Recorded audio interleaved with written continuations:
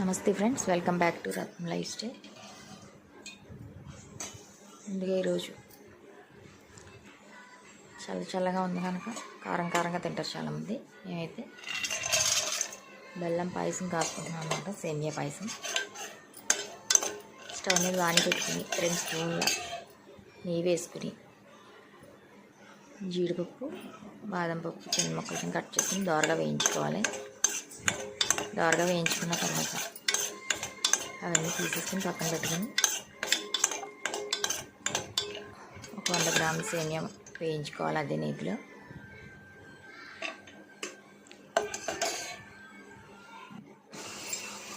వేయించేసుకొని తీసుకుని మళ్ళీ అదే నెయ్యిలో సేమియా కూడా దోరగా వేయించుకుని తీసేసి పక్కన పెట్టుకోవాలి. ఆల్రెడీ పాలు కాసేసుకున్నాం, మనం కాసేసి పక్కన పెట్టుకోవాలి.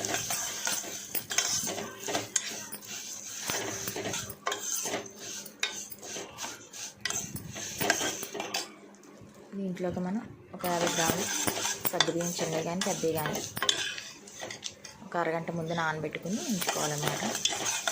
సేమియా సగ్గుబియ్యం పాయసం. బెల్లం, పంచదార కూడా వేసుకోవాలి. బెల్లం చేసుకుంటారు చాలామంది, పంచదార కూడా చేసుకుంటారు. సేమియా కూడా పక్కన పెట్టుకొని వేసుకున్న తర్వాత పాలు ఆల్రెడీ కాసేసుకున్న పాలు అనమాట.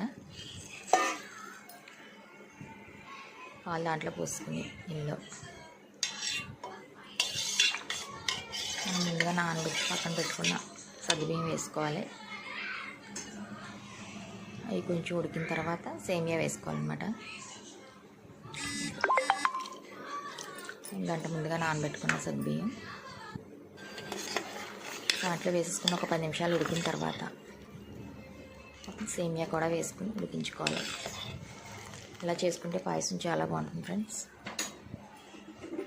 చక్కెర పాలతో అయితే చాలా టేస్టీగా ఉంటుంది. ముందుగా వేయించి పక్కన పెట్టుకుని సేమియా కూడా వేసేసుకుని మరొకసారి కలుపుకుని దాంట్లో బాగా ఉడకనివ్వాలి. ఉడికిన తర్వాత కొంత పంచదార, కొంత బెల్లం వేసాను. పూర్తిగా బెల్లం కావాలంటే బెల్లం కూడా వేసుకోవచ్చు, కానీ ఇలా వేసుకున్నా చాలా బాగుంటుంది టేస్ట్. మీరు కూడా ట్రై చేయండి. బెల్లం మంచిది కూడా పిల్లలకి. పంచదార కంటే బెల్లంతో చేసుకుంటేనే మనకు మంచిది, ఆరోగ్యానికి కూడా. బెల్లంలో ఐరన్ ఉంటుంది కనుక. ఉడికిపోయింది బాగానే. 2 యాలక్కాయల పొడిని కొట్టేసి వేసుకున్నాం.